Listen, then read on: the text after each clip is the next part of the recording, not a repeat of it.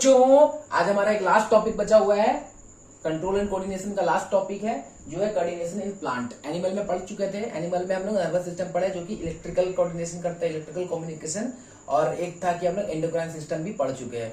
तो लास्ट है बचा हुआ है ये कोऑर्डिनेशन इन प्लांट, और इसमें हम लोग हार्मोन पढ़ेंगे, हार्मोन इन प्लांट पढ़ेंगे। ठीक, वो सारा कुछ समझ में आया तो ये भी ज्यादा टाइम नहीं लगेगा, फट से कंप्लीट हो जाएगा। खत्म करते हैं। देखिए इसका कुछ पॉइंट्स एनसीईआरटी का पॉइंट्स है जो कि याद रखना है, लिख लेते हैं। ठीक है, कॉपी में आप इसको नोट डाउन करते रहेंगे, पॉइंट वाइज इसको समरी करवा दिए। सबसे पहले याद रखेंगे पॉइंट्स की बात करें तो plant have neither nervous system और मसल्स। हमको पता है कि प्लांट के पास तो नर्वस सिस्टम टाइप का कुछ नहीं होता है, पहले बोलिए नर्वस सिस्टम टाइप का नहीं होता है। उसके बाद ऐसा स्पेशल टिश्यू नहीं है जो कि नर्वस सिस्टम वाला जैसे कि न्यूरॉन्स टाइप का होता है ना, यहाँ पर वैसा नहीं है। तो नर्वस सिस्टम इसके पास नहीं है, ना ही प्लांट के पास कुछ मसल्स होता है, प्लांट के पास मसल्स नहीं होता है। ठीक है, तो क्या होता है then how to plant respond to stimuli. अब तो प्लांट को अगर कुछ होता है, प्लांट को कोई अगर इन्वायरमेंटल चेंजेस आता है तो वो स्टिमुली जो होता है प्लांट कैसे रिस्पॉन्स करेगा। अगर हमें स्टिमुली मिलता है तो हम रिस्पॉन्स करते हैं, हट जाते हैं, भाग जाते हैं, कुछ करते हैं, होता है ना। तो प्लांट कैसे करता है, तो how do plant response to stimuli. Nervous system नहीं होता उसके पास, नर्वस सिस्टम नहीं होता तो कोई बात नहीं। ठीक है, तो देखते हैं ना, दो तरह के रिस्पॉन्स प्लांट करते हैं। एक है immediate, IMMIDIET, immediate response plant कर सकते हैं,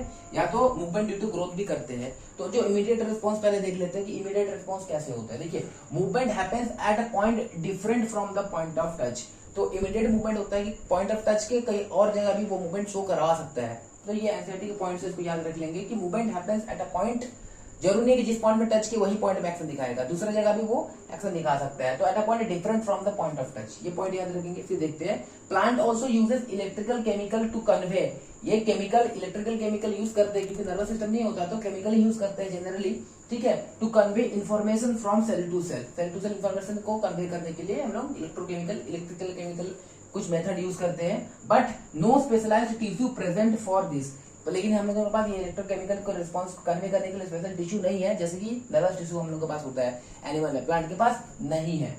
ठीक है, next instant of specialised protein. देखिए ह्यूमन के मसल्स की बात करेंगे तो स्पेशल प्रोटीन होता है, एक्टिन मायोसिन लिखवाए थे, प्रोटीन होता है। इन प्लांट के पास वैसा प्रोटीन है नहीं। तो instant of specialised protein found in animal muscles में जैसे सेल में मिलता है, तो ये प्लांट में तो नहीं होता। प्लांट सेल कैसे चेंज करेगा अपने सेपेंट साइज को। याद कीजिए मसल्स का जब लास्ट पढ़ रहे थे कि मसल्स में अल्टीमेटली जब मोटर न्यूरॉन मसल्स में आपको इंपल्स देता है कि हाँ आपको हाथ को हटाना है, तो मसल्स का शेप एंड साइज में चेंजेस होता है due to the special protein actomyosin के कारण में होता है, जिसके कारण मसल्स का शेप एंड साइज चेंज होता है और हम हाथ को हटाते हैं कॉन्ट्रैक्शन करके। ठीक है, तो प्लांट में तो मसल सेल है नहीं, और ना ही प्लांट में वैसे कुछ स्पेशल प्रोटीन है। तो प्लांट का सेल का साइज जो इसको चेंज करना होगा ना, ताकि वो स्टिमुली को रिस्पॉन्स कर पाए। तो वही बात है यहाँ पर कि instead of specialised protein found in animal muscle cell, plant क्या करता है, प्लांट चेंज शेप। कैसे? By changing amount of water, ये इंपॉर्टेंट है। तो प्लांट में अमाउंट ऑफ वाटर को चेंज करके क्या करते हैं, वो अपने सेल का साइज को चेंज कर लेते हैं। कैसे? जिससे क्या होता है, रिजल्टिंग इन स्वेलिंग और श्रिंकिंग। पानी ज्यादा ले लेगा, स्वेल कर जाएगा, पानी को छोड़ देगा बाहर तो श्रिंक कर जाएगा, जिससे कि शेप एंड साइज में चेंजेस आ गया, देयरफॉर चेंजिंग शेप। ये समझ में आया? बहुत अच्छा। तो ये था आपका एक इमीडिएट रिस्पॉन्स करने का तरीका है। एक होता है कि movement due to growth, growth तो होता है हम लोगों को पता है, तो ग्रोथ होता है तो वो भी एक तरह का मूवमेंट है ना, तो ग्रोथ करके भी मूवमेंट को शो कर सकते हैं। पहला कि ग्रोथ इज डायरेक्शनल। याद रखेंगे कि प्लांट का ग्रोथ हमेशा डायरेक्शनल ग्रोथ होता है, क्योंकि हम लोग जमीन को अगर हम मानते हैं कि ये ग्राउंड है, अब ग्राउंड का रिस्पेक्ट में क्या होता है कि ये ग्राउंड है, तो थोड़ा सा उसके नीचे की तरफ रूट निकलता है जो कि जमीन की तरफ ही चला जाता है, और बाकी जो पेड़ जो होता है पूरा ब्रांचेस वगैरह होता है वो जमीन से दूर की तरफ जाता है ना, जमीन से ऊपर रहता है ना। तो प्लांट का मूवमेंट होता है जो, ठीक है, वो आपको बोला गया कि वो डायरेक्शनल मूवमेंट होता है। प्लांट का मूवमेंट क्या होता है, डायरेक्शनल होता है। जो जमीन की तरफ जाता है उसको हम लोग पॉजिटिव डायरेक्शन में लेते हैं, और जो जमीन से दूर जा रहा है उसको नेगेटिव हम लोग डायरेक्शन में लेते हैं। जैसे कि अगर हम लोग जमीन के रिस्पेक्ट में बात करें तो हम लोग जियोट्रोपिज्म पढ़ते हैं, लाइट के रिस्पेक्ट में बोलेंगे तो फोटोट्रोपिज्म बोलेंगे, इस तरह का। अगर जमीन की तरफ जैसे कि रूट बढ़ता है तो रूट हमेशा क्या करेगा, पॉजिटिव, पॉजिटिव जमीन की तरफ जा रहे हैं, पॉजिटिव जियोट्रोपिज्म। और ब्रांचेस, लीव्स, फ्रूट्स वगैरह उसके अबव हो रहा है ना, तो ग्राउंड से दूर जाता हुआ ग्रो होता है तो दूर चला जाता है धीरे धीरे, तो उसको बोलते हैं नेगेटिव। लेकिन ग्राउंड के रिस्पेक्ट में बात करें तो जियोट्रोपिज्म। समझ में आया? उसी तरह अगर कोई पेड़ का यानी कि ब्रांच है जो कि लाइट की तरफ घूम जाता है तो क्या बोलेंगे, पॉजिटिव। लाइट की तरफ जा रहा है तो पॉजिटिव फोटोट्रोपिज्म, लाइट से दूर जा रहा है तो नेगेटिव फोटोट्रोपिज्म। वैसे ही एक होता है केमोट्रोपिज्म, केमिकल की तरफ मुड़ जा रहा है, ग्रो कर रहा है तो पॉजिटिव केमोट्रोपिज्म, दूर जा रहा है तो नेगेटिव केमोट्रोपिज्म। ठीक है, पानी की तरफ जा रहा है, कोई पेड़ देखेंगे पानी की तरफ झुका हुआ है या फिर उसका जड़ है पानी की तरफ मुड़ा हुआ जाता तो hydrotropism, positive hydrotropism, negative hydrotropism. समझ में आया? इस तरह का आपको होगा, हम आगे बताएंगे इसमें। तो मूवमेंट में एक होता है कि डायरेक्शनल होता है। नेक्स्ट क्या होता है कि पार्ट ऑफ टेंड्रिल, सपोज कि अगर ऐसे देखिए कोई टेंड्रिल्स मतलब कि क्या बोलते हैं, जैसे कि हम लोग ग्राउट्स, यानी कि हम लोग ग्राउट्स को क्या बोलते हैं, जैसे कि कद्दू, लौकी का पेड़, करेला का पेड़, उसमें क्या होता है टेंड्रिल्स झूलते हैं ना, जो गोल करके जो लगा बोलते हैं कि पेड़ को पकड़ के चल जाता है या बगल में बांस लगा दो तो उसका लपेट के चल जाता है, वो टेंड्रिल होता है। तो कहा गया कि वो जो टेंड्रिल जो होता है वो अगर ऑब्जेक्ट से चिपका हुआ है, मान के ये मेरा एक बांस लगा हुआ है और यहाँ पे सपोज ऐसा एक बांस है और एक प्लांट है सपोज, और वो ऐसा इसमें लगा कोई यार, इसमें टेंड्रिल झूलता है, जिसके कॉन्टेक्ट में उसका टेंड्रिल कम रहेगा, जो दूर में उसका टेंड्रिल ज्यादा साइज का रहेगा। तो यही कहा गया है कि growth part of tendrils in contact with the object, जो ऑब्जेक्ट के कॉन्टैक्ट में है, डज नॉट ग्रो रैपिडली, तो जल्दी ग्रो नहीं करता है as the part of tendril away from the object. ठीक है, तो अब हम लोग देख लेते हैं कि ये ग्रोथ जो हो रहा है, मूवमेंट ड्यू टू ग्रोथ, ये ग्रोथ अलग अलग तरीके का होता है। जैसे ग्राउंड के रिस्पेक्ट में बोलेंगे तो जियोट्रोपिज्म होता है, ठीक है, लाइट के रिस्पेक्ट में बोलेंगे फोटोट्रोपिज्म, उसको देखते हैं। ये वाला पार्ट आप लिख लीजिए एक बार, ठीक है, फिर हम इसको प्रोग्राम कर देंगे। अब हम देखेंगे मूवमेंट ड्यू टू ग्रोथ, ठीक है, क्या देखेंगे, मूवमेंट ड्यू टू ग्रोथ, इसको दोबारा करते हैं और इसको ऐसे, ये वाला पार्ट खत्म नहीं हुआ है, मूवमेंट ड्यू टू ग्रोथ में लिखते हैं, जैसे कि अब तो कोऑर्डिनेशन प्लांट को मिटा देते हैं, ठीक है, ये मूवमेंट ड्यू टू ग्रोथ ही चल रहा है, ठीक है, यहां लिख देते हैं मूवमेंट ड्यू टू ग्रोथ, ठीक है। तो मूवमेंट ड्यू टू ग्रोथ सबसे पहला याद रखेंगे जियोट्रोपिज्म, GEO, जियोट्रोपिज्म, TROPHISM, ये जियोट्रोपिज्म, इसको पूरा रब करके फिर लिखते थे, जियोट्रोपिज्म लिखेंगे, फोटोट्रोपिज्म लिखेंगे, लाइन बाय लाइन लिखते जाएंगे, ठीक है। फर्स्ट देखते हैं जियोट्रोपिज्म, ये सबसे इंपॉर्टेंट है, सबसे इंपॉर्टेंट है ये, इसको फिर इससे लगाएंगे, एनसीईआरटी में मेंशन्ड है, ठीक है। When a part of plant move in response to gravity, gravity response में मूव करता, मतलब ग्रेविटी के रिस्पॉन्स में, it is called a geotropism, ठीक है। ग्रेविटी मतलब अर्थ के रिस्पेक्ट में बात कर रहा है। When a part of plant move in response to gravity, gravity नीचे की तरफ होता है, ठीक है, तो it is called a geotropism. Now root की बात कर लेते हैं, root of a plant move towards ground, ground की तरफ मूव करता है, that is in downward direction, so they show positive geotropism. याद रखना है, stem moves in the upward direction, या अपवर्ड में मूव करता है, so it shows negative geotropism. ये सबसे इंपॉर्टेंट है आपको, ठीक है, मूवमेंट इन प्लांट में जियोट्रोपिज्म वेरी इंपॉर्टेंट है। नेक्स्ट है इंपॉर्टेंट है फोटोट्रोपिज्म, इसको लिखिए फिर फोटोट्रोपिज्म। नेक्स्ट है फोटोट्रोपिज्म, ये भी इंपॉर्टेंट है, ये भी इंपॉर्टेंट है, ये भी एनसीईआरटी में है, ये भी इंपॉर्टेंट है। सेम वैसे ही स्टेटमेंट लिखना है, when a part of plant move in response to, वहां ग्रेविटी था, ये क्या है, लाइट है, it is called phototropism. Example, if stem की बात कर लेते हैं, ये स्टेम को याद रखिएगा, stem of a growing plant moves और bend towards light, it is positive phototropism, और जनरली ये दूसरी तरफ मूव करता है। और ये है root, the root of a plant move away from light, ये लाइट से दूर जाती है, तो क्या होता है, it means root shows negative phototropism. Direct question पूछा जाएगा, एकदम डायरेक्ट क्वेश्चन आएगा, आपको ये मेंशन करना, लिखना है, ठीक है, फोटोट्रोपिज्म। बाद में नहीं बोलिएगा कि हम बताए नहीं थे, क्लियर बोलते रहे, क्योंकि इसमें कुछ पूछने लायक है ही नहीं, यही दो चीज पूछा जाएगा। एक और है केमोट्रोपिज्म, वो भी एनसीईआरटी में, वो पूछा जाएगा, सीधा सीधी बात है। उसके बाद आपको सीधा हार्मोन इन प्लांट पूछा जाएगा, 4 हार्मोन है, पूछा जाएगा, और कुछ है ही नहीं इसमें।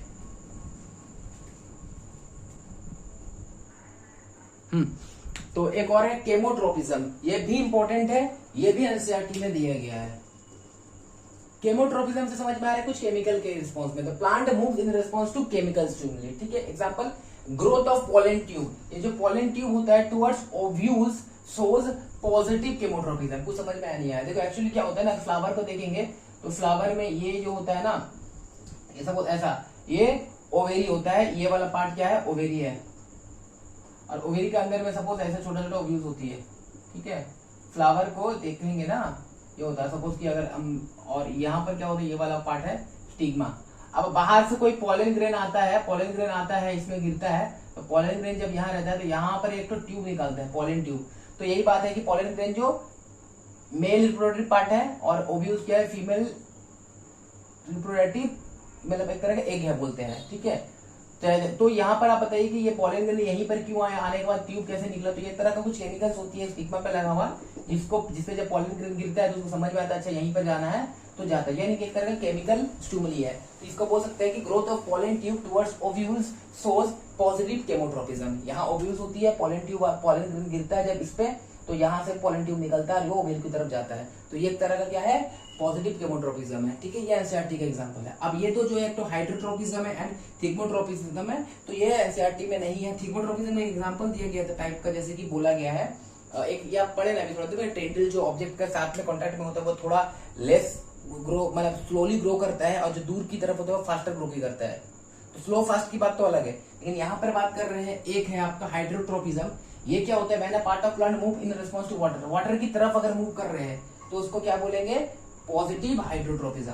अगर वाटर को तरफ या वाटर के रेस्पेक्ट में अगर बात करें तो उसको हाइड्रोट्रोपिज्म बोलते हैं। Root of a plant move towards, जब टुवर्ड्स वाटर की तरफ होगा so they show positive tropism, root जो होता है वो पॉजिटिव ट्रोपिज्म शो कर रहा है। ठीक है, थिग्मोट्रोपिज्म क्या है, THIGMO, thigmotropism when a part of plant show directional movement in response to the touch of an object, कोई ऑब्जेक्ट के टच में है तो इसको क्या बोलेंगे, थिग्मोट्रोपिज्म बोलेंगे। जैसे कि एग्जांपल टेंड्रिल की बात कर लेते हैं, वो जो आपकी सपोज की लौकी के पेड़ में जो एक टेंड्रिल निकला हुआ होता है, वो जो टेंड्रिल है, tendril of a plant towards any support, जब भी वो सपोर्ट की तरफ किसी की तरफ जाता है तो देखिए वो सपोर्ट को मोड़ के पकड़ लेता है, यानी कि बीच दे टच तो पॉजिटिव ट्रोपिज्म, तो उसी की तरफ वो जाता है और वो लपेट के उसी को पकड़ के आगे बढ़ता है, यानी एग्जांपल ऑफ पॉजिटिव थिग्मोट्रोपिज्म। तो ये आपका बात थी कि मूवमेंट ड्यू टू ग्रोथ। ठीक है, एक मूवमेंट ड्यू टू ग्रोथ होता है, एक आपका सडन मूवमेंट होता है। ठीक है, जिसको हम लोग पढ़े थे इमीडिएट मूवमेंट होता है। अब इन दोनों का डिफरेंस बिटवीन लिखेंगे, जो सडन मूवमेंट होता है और जिसको हम लोग, और एक मूवमेंट होता है जो कि ग्रोथ के कारण होता है, वो दोनों का डिफरेंस बिटवीन इंपॉर्टेंट है, डायरेक्ट क्वेश्चन वहां से भी पूछा जाएगा, ये लिख लीजिएगा।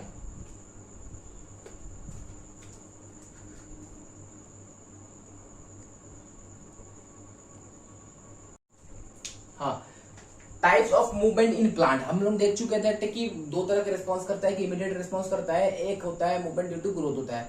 मूवमेंट ड्यू टू ग्रोथ में देख चुके थे कि क्या क्या ग्रुप कर सकता है, ट्रोपिज्म देखे थे, जियोट्रोपिज्म देखे थे, फोटोट्रोपिज्म देखे थे, केमोट्रोपिज्म देखे थे, थिग्मोट्रोपिज्म देखे थे, और तो क्या था, हाइड्रोट्रोपिज्म देखे थे। ठीक है, तो यानी कि वो एक तरह का मूवमेंट है। तो ओवरऑल होता है कि types of movement in plant, एक को हम लोग बोलते हैं नेस्टिक मूवमेंट, और एक है होता है ट्रॉपिक मूवमेंट। ट्रॉपिक मूवमेंट मतलब मूवमेंट डिपेंड ऑन ग्रोथ, तो ग्रोथ वाला जो सारा पढ़ चुके थे। और एक होता है मूवमेंट इंडिपेंडेंट ऑफ ग्रोथ, इसको ग्रोथ से कोई काम नहीं है। ठीक है, तो एग्जांपल बहुत बेस्ट एग्जांपल है कि ग्रोथ से काम नहीं है, इसको नेस्टिक मूवमेंट में होते थे। टचिंग लीव्स ऑफ छुई मुई प्लांट, एक तरह नहीं बोलते छुई मुई, जिसको छूते हैं तो उसका पत्ता एक तरह का मुड़ जाता है, देखिए ना, तो छुएंगे तो लाइन से पत्ता होता है ऐसे मुड़ जाता है, तो इसको हम लोग बोलते हैं टच मी नॉट प्लांट भी बोलते हैं। छुई मुई plant, touch me not plant, NCERT में एग्जांपल दिया हुआ है इसलिए यहाँ पर आपको दिखा रहे हैं। ये जो छुई मुई प्लांट है ये कौन सा फैमिली का होता है, ये मिमोसा, MIMOS, मिमोसा फैमिली का होता है। जब इसको छूते हैं तो वो फोल्ड अप हो जाता है, ड्रूप हो जाता है, सिकुड़ जाता है, फोल्ड अप हो जाता है। ठीक है, आपको पूछेगा कि छुई मुई प्लांट पता होना चाहिए वो कौन सा फैमिली से बिलोंग करता है, तो वो आपका क्या है, मिमोसा फैमिली। ये आपको फैमिली नहीं समझ में आ रहा तो आगे हायर क्लास में जाएंगे तो समझ में आएगा क्या होता है, फैमिली क्या होता है, क्लास क्या होता है, डिवीजन क्या होता है, स्पीसीज क्या होता है, सब डिजीज क्या होता है, वो सारा कुछ समझ में आ जाएगा। ठीक है, समझ में, जैसे कि हम लोग होता है ग्रास फैमिली होता है, जिसको ग्रामीणी फैमिली बोलते हैं, इस तरह का होता है। जैसे हम आलू गोभी बैगन जो भी खाते हैं, सोलोनेसी फैमिली होता है, तो फैमिली में बिलोंग करता है। आप हायर क्लास में जाएंगे समझेंगे। यहाँ इतना याद रखिए कि मिमोसा फैमिली में छुई प्लांट बिलोंग करता है, इसको छूते तो सिकुड़ जाता है। इस तरह का मूवमेंट को हम लोग नेस्टिक मूवमेंट बोलते हैं। ठीक है, लेकिन ट्रॉपिक मूवमेंट में ग्रोथ वाले की बात कर रहे थे, इसलिए ट्रॉपिक मूवमेंट मतलब जैसे जियोट्रॉपिक था ना, फोटोट्रॉपिक, तो ट्रॉपिक मूवमेंट मतलब ग्रोथ से रिलेटेड है, जैसे मूवमेंट डिपेंड ऑन ग्रोथ। लेकिन नेस्टिक मूवमेंट में क्या है, मूवमेंट इंडिपेंडेंट ऑफ ग्रोथ, सीधा सीधी बात है। नेक्स्ट पॉइंट क्या देखिए, ये non directional response to stimuli, छुएंगे तो कैसे भी मुड़ सकता है, तो कोई डायरेक्शनल नॉन डायरेक्शनल होता है, लेकिन ग्रोथ हमेशा होता है डायरेक्शनल होता है, या तो पॉजिटिव या तो नेगेटिव। तो ये तो ग्रोथ को क्या बोलेंगे हम, ये यूनिडायरेक्शनल रिस्पॉन्स होता है। ठीक है, और नेक्स्ट क्या देखिए, टेम्पररी होता है, रिवर्सिबल, छूते हैं तो टेम्पररी के लिए ना वो सिकुड़ जाते हैं, फिर तो खुलता है ना। लेकिन ग्रोथ कैसे नहीं होता, ग्रोथ एक बार ग्रोथ हो गया तो ग्रो हो गया, ये परमानेंट होता है, नॉन रिवर्सिबल होता है, रिवर्स नहीं हो सकता ट्रॉपिक मूवमेंट। ठीक है, ये थोड़ा जो आपका नेस्टिक मूवमेंट थोड़ा फास्ट होता है, तुरंत होता है, लेकिन ग्रोथ के तुरंत हो गया, अभी पे बढ़ गया, ऐसा नहीं होता ना, टाइम लगता बढ़ने के लिए, स्लो एक्शन होता है ये। ठीक है, found only in few special, जो हर एक प्लांट को ऐसे होता है। अब आम के पेड़ का छुए, अमरूद के पेड़ का छुए तो ऐसे सिकुड़ जाएगा, नहीं होगा ना, तो हर प्लांट में नहीं होता है। Found only in few specialised plant, in growth तो हर एक प्लांट में होता है, तो क्या बोल सकते हैं, फाउंड इन ऑल प्लांट। तो ये मेजर डिफरेंस बिटवीन है, आपको पता होना चाहिए, ये एनसीईआरटी में है। नेस्टिक नाम नहीं दिया हुआ है, टॉपिक नाम दे नहीं दिया है, लेकिन एग्जांपल से ये सारी बातें एनसीईआरटी में लिखा गया है, तो डायरेक्ट आपको यहाँ से क्वेश्चन पूछा जा सकता है, बाद में नहीं भूलिएगा, ठीक है। ये लिख लीजिए।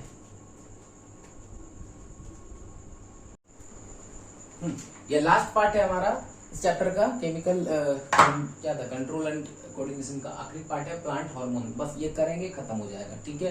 तो प्लांट हार्मोन्स में सबसे पहला 5 हार्मोन के बारे में हमें पढ़ना है, ठीक है। ये 5 हार्मोन इंपॉर्टेंट है, ये हमको पढ़ना है, ठीक है। तो देखिए सबसे पहले प्लांट हार्मोन आर सिंथेसाइज्ड, ये सिंथेसाइज होता है away from where they act, मतलब नहीं है कि सपोज वो लीव्स में उसका काम है तो लीफ में ही बन रहा है, ऐसा नहीं है, कहीं भी बन सकता है, एक्ट कहीं भी कर सकता है। और वो क्या करता है, and simply diffuse to the area of action, जहां उसकी जरूरत है वहां पर वो डिफ्यूज हो जाता है, ठीक है। तो प्लांट हार्मोन क्या होता है, वो सिंथेसाइज कहीं भी हो सकता है, एक्ट जहां उसको करना है वहां वो डिफ्यूज हो जाता है, ठीक है। तो ये वाला बात एनसीईआरटी की लाइन है, तो इसकी याद रखिएगा, और आपको डायरेक्ट क्वेश्चन पूछा जाए तो आप बता सकते हो, ठीक है। अब जो प्लांट हार्मोन है, ये एक ऑक्सिन है, AUXIN ऑक्सिन है, एक तो जिबरलिन्स बोलते हैं, GIBBERLLINS जिबरलिन्स बोलते हैं, जिबरलिन्स जो भी बोलो। एक है साइटोकाइनिन्स होता है, CYTO साइटोKININS साइटोकाइनिन्स होता है। एक होता है abscisic acid, ABSCISIC abscisic acid, और एक है आपका इथाइलिन। देखो ओवरऑल बात ऐसा दिमाग में याद रखना है कि जो ऑक्सिन होता है, ये जिबरलिन होता है, ये साइटोकाइनिन्स होता है, ये ओवरऑल ग्रोथ को प्रोमोट करता है, लिख सकते हैं प्रोमोट, PROMOTE प्रोमोट ग्रोथ, मतलब ग्रोथ को होने में हेल्प करता है। ये भी होता है PROMOTE प्रोमोट ग्रोथ, और ये साइटोकाइनेसिस भी होता है प्रोमोट ग्रोथ। ये तीन क्या होता है, ग्रोथ करवाने में हेल्प करता है। ये जो एब्सिसिक एसिड है, ये प्रोमोट नहीं करता, ये इनहिबिट करता है ग्रोथ को, ठीक है। ये क्या करता है, इनहिबिट ग्रोथ को करता है, ग्रोथ को होने नहीं देता है, तो वो लिख देते इनहिबिट ग्रोथ, ग्रोथ को उतना आसानी से ये होने नहीं देगा। और एक लास्ट है आपका इथाइलिन जो है, ठीक है। ये इथाइलिन जो है, ये बोथ, ये क्या करते हैं, बोथ, याद रखिए बोथ लिखिएगा, जहां ग्रोथ की जरूरत है वहां ग्रोथ करवा देता है, जहां इनहिबिट की जरूरत है वो इनहिबिट करवा देता है। ये आपको दिमाग में याद रखना है। यहाँ 2 ही हटाए, उसके बाद हम ये 3 को यहाँ लिख देंगे। तो पहले देखते हैं ऑक्सिन, बहुत इंपॉर्टेंट है, क्योंकि इस प्लांट में पूछने लायक कुछ क्वेश्चन है ही नहीं, प्लांट में क्या ही पूछा जाएगा, कुछ पूछने लायक क्वेश्चन नहीं है। यही पार्ट से जो आपका पूछा जाएगा, एक वो जो मूवमेंट वाला पार्ट पूछा जाएगा, और एक था कि जियोट्रोपिज्म किसको बोलते हैं, फोटोट्रोपिज्म किसको बोलते हैं, केमोट्रोपिज्म किसको बोलते हैं। रूट के एग्जाम्पल देने का बताइए, रूट क्या शो करता है, तो रूट बोलेंगे पॉजिटिव, क्या शो करता है, पॉजिटिव जियोट्रोपिज्म शो करता है, पॉजिटिव हाइड्रोट्रोपिज्म शो करता है। इस तरह का आपको पूछा जाएगा तो बोलना पड़ेगा। तो ऑक्सिन की बात कर देते हैं। तो ऑक्सिन ये सिंथेसाइज क्या होता है, at a site of root and shoot की टिप में, रूट एंड शूट जो ग्रोइंग रूट एंड शूट होता है ना, उसका टिप में ये पाया जाता है, ठीक है। हेल्प करता है ग्रोथ में, हम बोलते हैं ये ग्रोथ हार्मोन है। यूज इन हॉर्टिकल्चर, हॉर्टिकल्चर मतलब बगान वगान में, फूल लगाने में, तो इसका बहुत सारा यूज होता है, क्योंकि ग्रोथ करवाता है ना, तो अच्छा है ना, वहीं पे चाहिए। तो auxin diffuse towards सैडी side, suppose कि अगर ये पेड़ है, ये एक पेड़ का डाल है, ठीक है, और यहाँ पर सूरज है, ये यहाँ सूरज है, तो लाइट यहाँ पर आ रहा है ना, तो सपोज यहाँ ऑक्सीजन था, तो ऑक्सीजन सपोज कि ओवरऑल पूरा यहाँ पर फैला था, लेकिन जब लाइट आएगा तो ऑक्सीजन क्या होगा, ऑक्सीजन थोड़ा दूर जाना चाहेगा। अब थोड़ा दूर जाना चाहेगा तो क्या होगा, ऑक्सीजन को इधर थोड़ा दूर जाना चाहेगा तो कैसे होगा,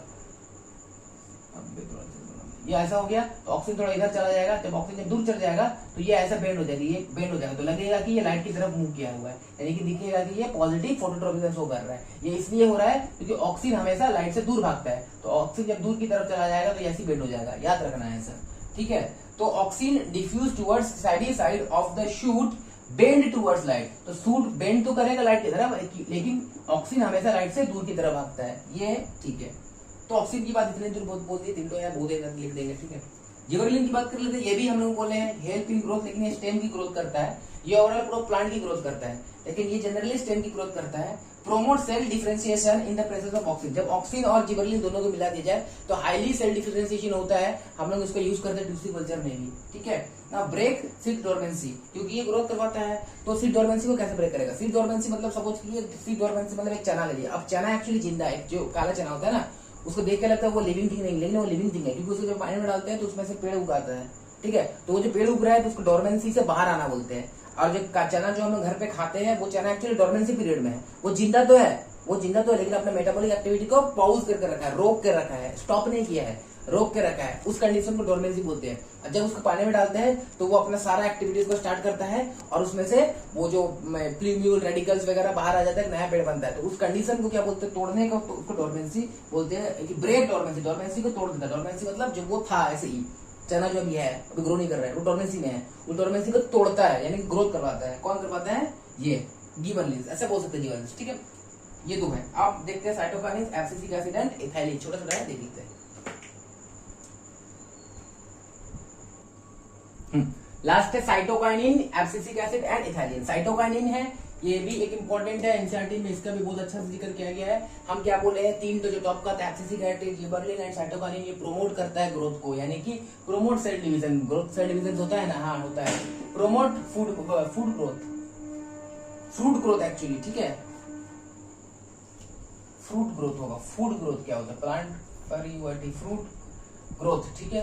presence in areas of rapid cell division, जहां पर रैपिड सेल डिवीजन होता है ना, वहां पर सबसे ज्यादा साइटोकाइनिन पाया जाता है। रैपिड सेल डिवीजन मतलब सेल डिवीजन बहुत जल्दी जल्दी होता है। कहां होता है? टॉप में, जिसको हम मेरिस्टेमेटिक एरिया बोलते हैं ना, जैसे प्लांट का रूट का एकदम टॉप डाउन साइड में, मेरिस्टेमेटिक रीजन में, सूट के एकदम टॉप साइड में। जैसे कि अगर हम बता देते हैं ये सब ऐसा है, तो अगर ये लीव्स है तो एकदम यहाँ पर जो लीव्स होता है ना, तो ये मेरिस्टेमेटिक रीजन बोलते हैं। तो यहाँ पर ग्रोथ होता है, जहाँ पे सबसे ज्यादा आपको साइटोकाइनिन मिल जाएगा। Delay in ageing, delay in ageing मतलब एज उतना जल्दी होने नहीं देगा। कैसे नहीं है? अगर सेल डिवीजन बहुत जल्दी सेल डिवीजन अगर हो रहा है, सेल डिवाइड कर रहा है, तो वो जवानी बना रहेगा ना। सेल देखिए, जब सेल का बनना है एंड उसका डेड होना का रेशियो जब सेम रहता है तो वो यंग रहता है, और अगर आपका डेड जल्दी जल्दी होने लगेगा, बने कम, तो वो ओल्ड होने लगता है। तो यहाँ पर बोल रहा है कि जल्दी जल्दी बनता है, यानी कि बलेगा जल्दी जल्दी, यानी कि जवान रहेगा। यानी कि हम ये भी बोले कि ग्रोथ में हेल्प करता है, तो ये भी हो सकता है। Delay in ageing of leaves, leaves को एजिंग नहीं होने देगा। कैसे? सेल डिवीजन फटाफट करेगा तो एजिंग नहीं होगा जल्दी।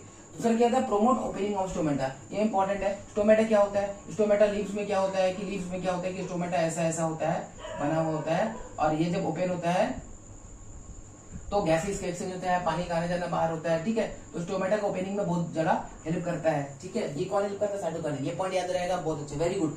एब्सिसिक एसिड की बात कर लेते हैं। ये क्या बोले? इनहिबिट करता है, स्टॉप ग्रोथ करता है, ये स्टॉप करता है ग्रोथ को रोकता है। तो सबसे पहले क्या करेगा? एक्ट एज ग्रोथ इनहिबिटर, बहुत अच्छी बात है। Promote dormancy in seed and bud, bud मतलब वो जो बड ऊपर में बन रहा है, फूल बनने वाला रहता है, उसको वही रोक देता है, बनने नहीं देता, फूल रोक देता है। सीड को डोरमेंसी में लाता है। याद कीजिए, इसका पहला जो हम लोग पढ़े जिबरलिन में, प्रोमोट या फिर ब्रेक सीड डोरमेंसी बोलते हैं। सीड डोरमेंसी को तोड़ेगा, यानी कि चना का जो दाना है, आप उसको पानी में डालो तो जो टूट के जो वो निकलता है, अंकुर निकलता है, प्लांट बन रहा है, तो उसको हम लोग क्या बोल रहे हैं? डोरमेंसी को तोड़ना बोल रहे हैं। लेकिन ये क्या करेगा? ये हेल्प करेगा डोरमेंसी में रहने के लिए, यानी कि चना जो डोरमेंसी में है वो हेल्प कर रहा है उसमें रहने के लिए, ठीक है। कौन है? Abscisic acid. नेक्स्ट क्या रहता है? प्रोमोट विल्टिंग एंड क्या है? फॉलिंग ऑफ लीव्स, क्योंकि ये ग्रोथ को स्टॉप कर देता है। तो पेड़ में से जो पत्ता गिरने में हेल्प कर जाता है, पत्ता गिर जाता है, फल गिर जाता है, ठीक है। तो क्या होता है? Detachment of fruits and leaves from the plant. ये सारा बात क्या करेंगे इसके लिए? एब्सिसिक एसिड के लिए, याद रहेगा, ठीक है। एक होता है इथाइलिन, होता है, ये है बहुत ज्यादा, इसका यूज होता है फ्रूट रैपेनिंग है, फ्रूट को पकाने में हेल्प किया जाता है। जब वो पक जाता है उसको हेल्प किया जाता है, उसको पकने में हेल्प करता है इथाइलिन, ठीक है। एंड साथ में सीडलिंग में भी हेल्प होता है। सीडलिंग मतलब जो सीड बाहर से आपको सीड जो फाइनली जनरेट करता है, सीडलिंग बोलते हैं, तो इसमें हेल्प करता है। तो ये हमारा हो चुका है कंट्रोल एंड कोऑर्डिनेशन खत्म। तो लगता है कि आपको अच्छा लगा होगा, या पता नहीं किसी का दिमाग से भी पार हो गया होगा। हम अपना बेस्ट देने का कोशिश किए हैं। एक भी चीज ऐसी नहीं कि आपको बहुत आउट ऑफ वर्ल्ड बहुत एक्स्ट्रा पढ़ा दिया, लग रहा होगा कि कहाँ से पढ़ा दी, कुछ नहीं है। बुक में है, आपका 10th क्लास की बुक में है, ढंग से पढ़ना आना चाहिए। अगर कोई ढंग से पढ़ रहा हो लाइन टू लाइन, उसको सारा कुछ समझ में आएगा कि हर कुछ जो भी बुक में लिखा हुआ है बाहर नहीं पढ़ा है, बुक का है दिया हुआ है। बट हम लोग क्या करते हैं, बुक में तो बस पैराग्राफ में दिया हुआ, कहानी में दिया हुआ है, हम पढ़ लिए तो वाह मेरे को भाई कुछ तो है ही नहीं इसमें। क्वेश्चन जब उसी से बनता है, बोर्ड में मार्क्स नहीं आता है, बाद में एग्जाम में मार्क्स नहीं आएगा, तो गलती किसका? टीचर का। भाई टीचर की गलती नहीं है, हाँ गलती है कि टीचर को अच्छे से पढ़ाना चाहिए। टीचर अच्छे से बेस पढ़ा रही है तो आपको भी अच्छे से पढ़ना होगा। क्यों? क्योंकि बुक में सारा कुछ दिया हुआ रहता है, बस उसको ढंग से प्रोसेस में पढ़ना आना चाहिए। जिसको पढ़ना आ गया, जिसको खुद से नोट्स बनाना आ गया, वही काम कर जाएगा। नहीं आता बनाना खुद से नोट्स, तो जो दे रहा है, जो मेहनत कर रहा है आपके लिए नोट्स बनाने में, तो कम से कम उसका इज्जत रखो। जो लिखवाया गया है रिस्पेक्ट दो, कम से कम एटलीस्ट उसे लिख लो, ठीक है। ये बात बोल रहे, मतलब अब क्या ही बोले, ज्यादा बोलना भी ठीक नहीं है, लेकिन बात यही है कि आप हम खुद तो हेल्प करते नहीं, कोई कर दे रहा है तो कम से कम उसका तो रिस्पेक्ट करे। कम से कम खुद तो करने वाला है नहीं, जो मेहनत कर रहा है उसको देख ले। अगर पढ़ने का मन है तो पढ़ लेते, नहीं तो भाई दुनिया में तो कंपटीशन की कमी, आप नहीं तो कोई और सही, ठीक है ना। नहीं तू नहीं तो कौन भाई, ऐसा कुछ था ना, ऐसे कुछ था ना, लेकिन ऐसे नहीं, कोई और सही, क्योंकि करने के लिए है नहीं भैया, कंपटीशन बहुत है। आप नहीं करेंगे कोई और करके चल जाएगा। आप देख रहे हो बस सोचिए कि देख के समझ में आ जाएगा, बहुत अच्छा, हाँ पूरा समझ में आ गया, ऐसे नहीं होगा। अगर जनरली चाहते हो कि अच्छा मार्क्स स्कोर करे 10th में, ताकि तो आपको लिखना होगा कॉपी में, क्योंकि बहुत अच्छा step by step difference between points बना के पूरा एनसीईआरटी का ऐसे निचोड़ के दे दिया गया है कि इससे बाहर क्वेश्चन आने वाला नहीं है। और ऐसा भी नहीं कि जो बहुत एक्स्ट्रा पढ़ा ले, कोई महान होता है ना कि हाँ आप कहाँ से पढ़ा दिए, बाहर से पढ़ा दिए, ऐसा भी नहीं है। बुक में है, बस बुक को खोलने का एक बार देखने का जरूरत है, ठीक है। ज्यादा टाइम पास हम करते नहीं होता, लेक्चर देते नहीं है, लेकिन चलो ठीक है, आज थोड़ा ज्यादा हो गया कि लास्ट क्लास से खत्म हो चुका है इस चैप्टर को, शायद अब हम पता नहीं, देखिए कुछ डिमांड होगा, कुछ अगर पता होगा कि कुछ फिजिक्स केमिस्ट्री या मैथ्स का कुछ भी अगर लग रहा हो, नहीं समझ में आ रहा है तो कमेंट कर सकते हो, तो नेक्स्ट वीडियो हम डाल देंगे उस पर, ठीक है। और हाँ, किसी को लग रहा होगा लेंथी ज्यादा पढ़ा दी है, कुछ ज्यादा नहीं पढ़ा है, 20 मिनट का वीडियो है, 6 वीडियो है, 7 वीडियो, 20 मिनट के 7 वीडियो है, यानी कि कितना हो रहा है 140 मिनट हो रहा है, यानी कि 2 घंटा। अब आप क्लास में जाएंगे पढ़ेंगे, टीचर एक दिन में चैप्टर कंप्लीट करने वाली है नहीं, कम से कम 1 सप्ताह लेगी, और 1 सप्ताह का 40-40 मिनट का होता है, क्लास में जोड़ लीजिए कितना टाइम लगता होगा, ठीक है। तो हम कुछ ज्यादा नहीं पढ़ाए हैं, 2 घंटा का क्लास में आपको 2 घंटा में कंप्लीट नोट्स मिल जा रहा है, एक्सप्लेनेशन मिल जा रहा है, सब कुछ मिल जा रहा है, और क्या चाहिए, और क्या चाहिए, ठीक है। तो इसके बाद हम क्या कराने वाले हैं, इसके बाद हम, क्योंकि आपको एक बार सबूत देना है कि चलो हम एनसीईआरटी से बाहर नहीं पढ़ा है, तो हम एक क्लास में 20-25 मिनट में पूरा एनसीईआरटी जो चैप्टर है 9-10 पेज का, उसको हम डिटेल में आपको रीड कर देंगे, लाइन टू लाइन मिला लीजिएगा कि हाँ सर इसी से पढ़ा है, भैया इसी से पढ़ा है, कुछ एक्स्ट्रा नहीं पढ़ा है। एनसीईआरटी खोल के दिखा देंगे, जो लिखा है उसमें लिखा हुआ है कि नहीं है। हमको तो समझ ही नहीं आता क्या लिखा हुआ है एनसीईआरटी में, ठीक है ना, क्योंकि हम तो बस पढ़ के निकल जाता है, हो गया। लेकिन जब एग्जाम देने बैठते हैं तो कुछ आता नहीं है, क्योंकि एनसीईआरटी को ढंग से पढ़ते नहीं है। क्योंकि एनसीईआरटी में ऐसा एक खराब चीज क्या है, एनसीईआरटी में पूरा खिचड़ी बना कर दिया हुआ है, जैसे ये प्रोसेस में लिख दिया ऐसा ऐसा, क्या एनसीईआरटी में ऐसा प्रोसेस में लिखा हुआ रहेगा, नहीं रहेगा, लेकिन लिखा हुआ रहेगा, लेकिन ऐसा नहीं लिखा रहेगा। तो हमको क्या लगता है कि अरे एनसीईआरटी में तो ये था ही नहीं, तो फिर हम एग्जाम में भी बोलते रहे ये तो बुक का नहीं है, लेकिन बुक में रहता है, हम ध्यान से देखेंगे तो बुक में रहता है, बस हमको उसको नोट्स बनाना पड़ता है प्रॉपरली। अगर हम बना लिए तो मेरा काम हो गया, फाइनली खत्म, ठीक है। तो नेक्स्ट क्लास में हम कोशिश करेंगे जैसे 1-2 दिन में कि आपको एनसीईआरटी एक बार पढ़ा दे अच्छे से, और उसका पीछे जो एग्जाम्पलर का जो भी क्वेश्चन वगैरह है हम डिस्कस एक बार कर देंगे। नेक्स्ट क्लास में वही होगा, अगर आप चाहते हो क्वेश्चन डिस्कस करें, ठीक है। हालांकि डिस्कस करने की कोई जरूरत है नहीं, क्यों, क्योंकि जितना कुछ लिखा दिया ना, पीछे खोल के देख लीजिएगा एनसीईआरटी में, इससे बाहर का है ही नहीं। अगर आप एक बार नोट्स मेरा अच्छे से लिख लिए होंगे, फिर आप क्वेश्चन पर कीजिएगा, खुद से आंसर बताइएगा, इसका ये होगा, इसका ये होगा, इसका ये होगा, ये इसका होगा, ठीक है। बाकी तो ठीक है, और क्या ही बोले, तो चलो ठीक है भाई, टेक केयर।